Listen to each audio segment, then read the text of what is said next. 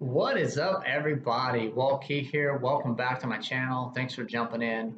Today is Monday, start of a new week. Happy Monday. I hope everyone had a wonderful Father's Day. Today is going to be a relatively short video, but I want to talk about something that's probably near and dear to everybody's heart, which is money. Yeah.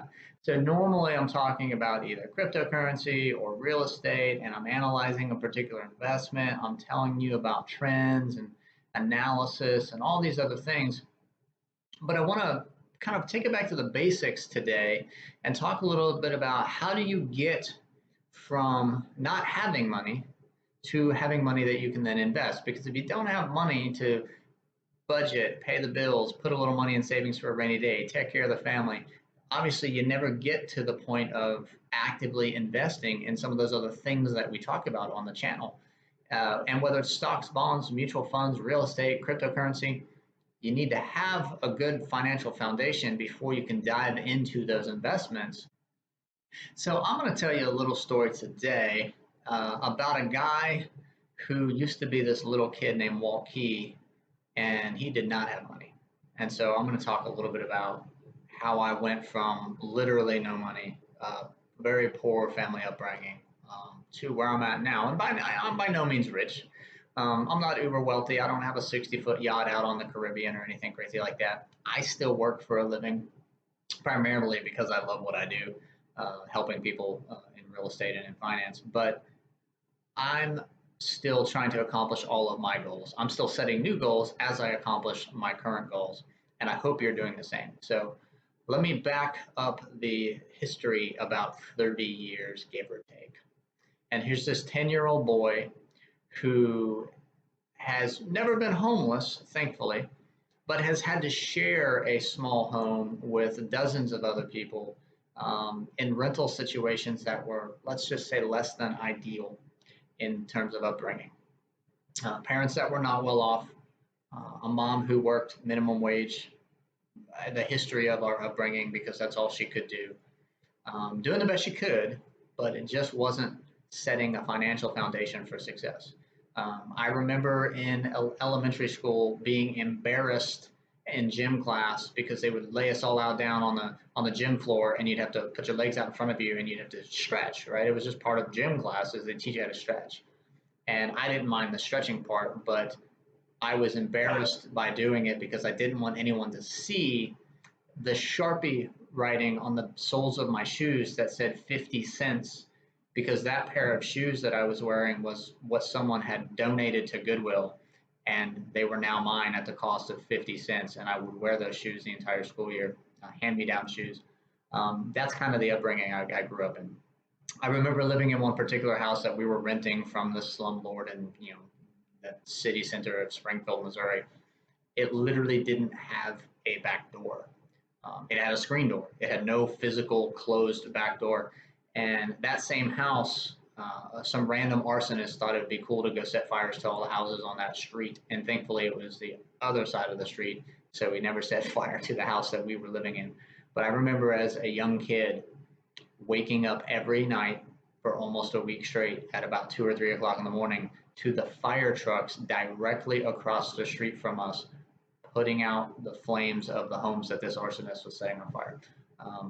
And I just remember thinking to myself, at what point is he going to cross the street? And it's us. Horrible upbringing, guys. Generally, what I'm trying to say is horrible upbringing. I did not have a financial foundation. I did not have any sort of money available to me when I started my life. So I went from knowing nothing at all about money to where I'm at now, where I teach about money.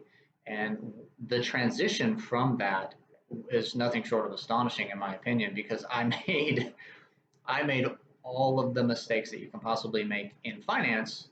And from making those mistakes, learning them early, and fixing myself, I found myself in a great position to be able to help other people not make those same mistakes. And then I've self taught myself how to be wise with money, how to do finance properly. I read a lot of books. I watched a lot of YouTube videos. I watched a lot of people in the finance space growing up, and I emulated what they were doing successfully so that I could put my kids in a better position to never have to make those mistakes. So that's kind of what we're going to talk about today.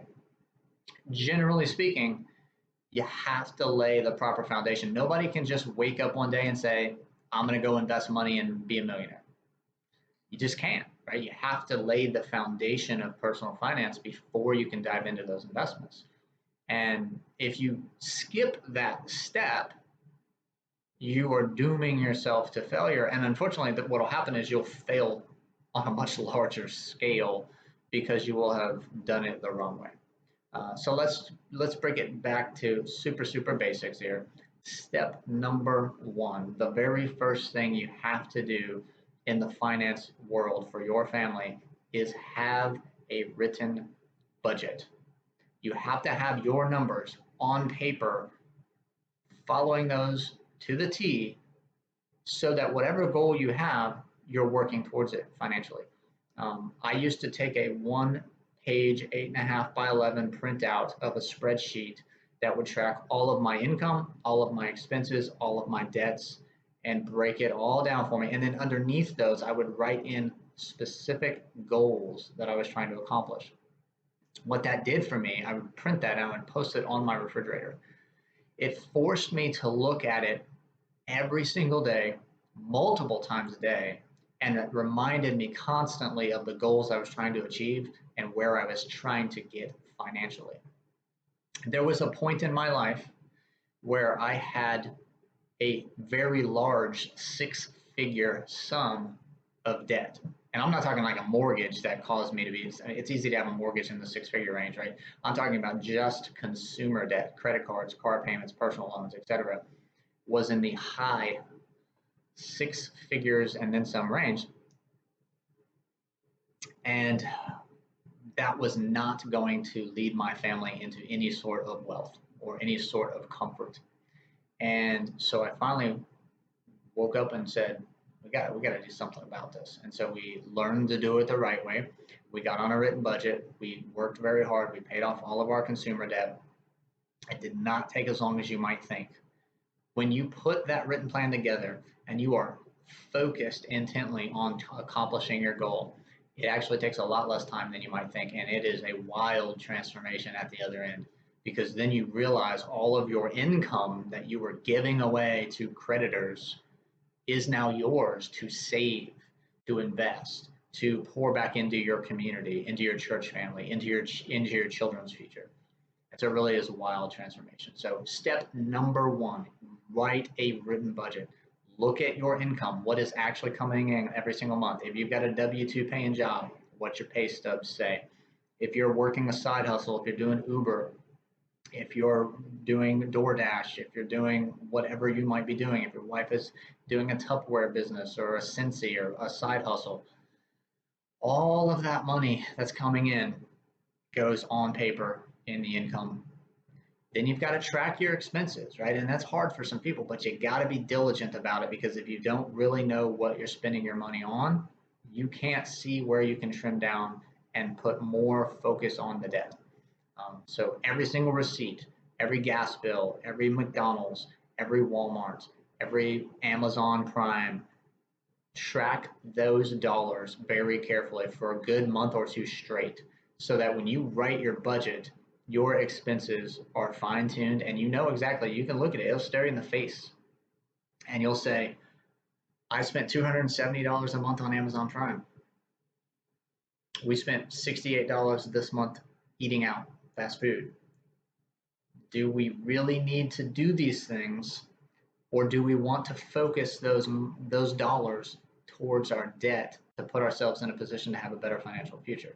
And when you start doing it, you'll really quickly be motivated to trim down those expenses, get on track, and that way you can focus all of your available money left over after you've paid your bills into crushing that debt. And that's really what you want to do. All right, so that's step number one, written budget. Know your income, track your expenses, put your debts on paper.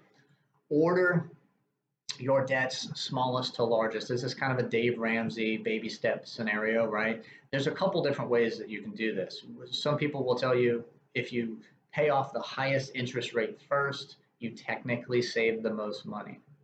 Other people will tell you that if you pay the smallest debt first, you'll feel like you're making more traction because you're seeing debts go away. Now, I will tell you personally, The psychology of money is more important than the dollar amounts. And so, in my personal opinion, and this is how I did it, attack the smallest debt first. Don't worry about the interest rates. If you have two balances that are roughly equal and one is a higher interest rate, then by all means attack the higher interest rate first. But if you have debts that are not equal in value, attack the smallest debts first because it is going to give you psychological victories as you plow through those debts. And it actually will keep you on track. It'll keep you motivated. You'll feel some results. And that is far more important than saving the extra $8.95 of interest payments over the last 6 months while you're paying down debt.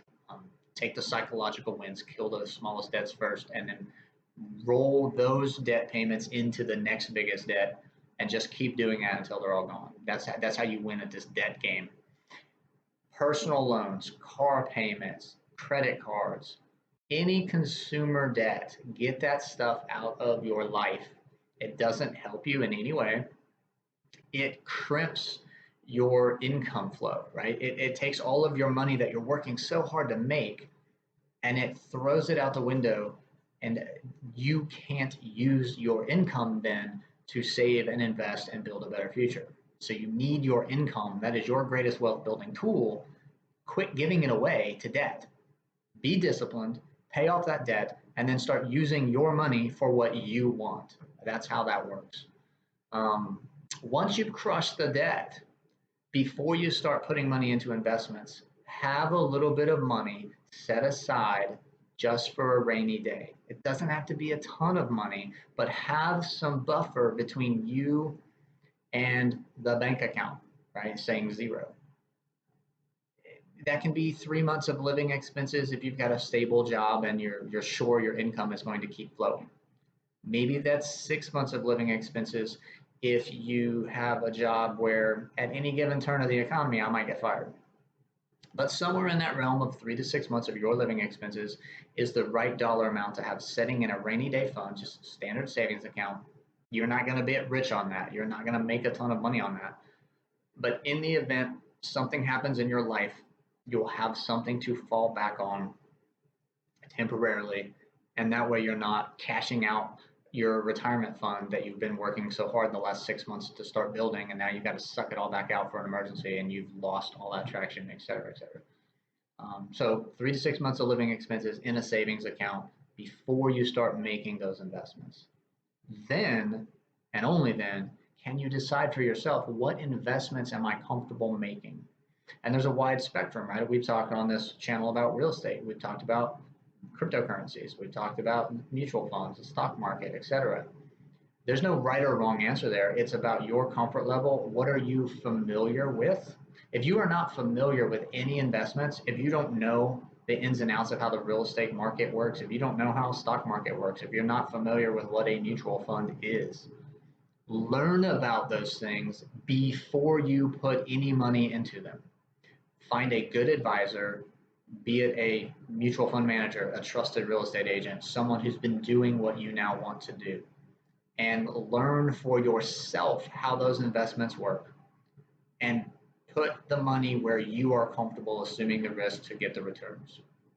They all have different risks, they all have different levels of risk, and they all have different returns based on how much risk you're willing to assume and how long your time horizon is. The number one thing you have to remember is you don't make investments that you don't understand. Okay, let me say that again because it's that important. Don't make investments that you don't understand. You need to know it for yourself before you spend your hard-earned money on it. Okay? That's it in a nutshell. Yes, there are a lot of little finer points in there, but I wanted to make this video just briefly today because I wanted to talk about the backstory, if you will. Like, how do you go from nothing, dirt poor, wondering if you're ever going to do anything financially worthwhile, to having retirement accounts, building your college funds for your kids, investing in real estate, mutual funds, cryptocurrency, whatever you're interested in building wealth from. There's this whole backstory before you can start building that wealth. of the foundation you have to put in place. So pay off your consumer debt. That is so, so, so important. Get your income working for you again.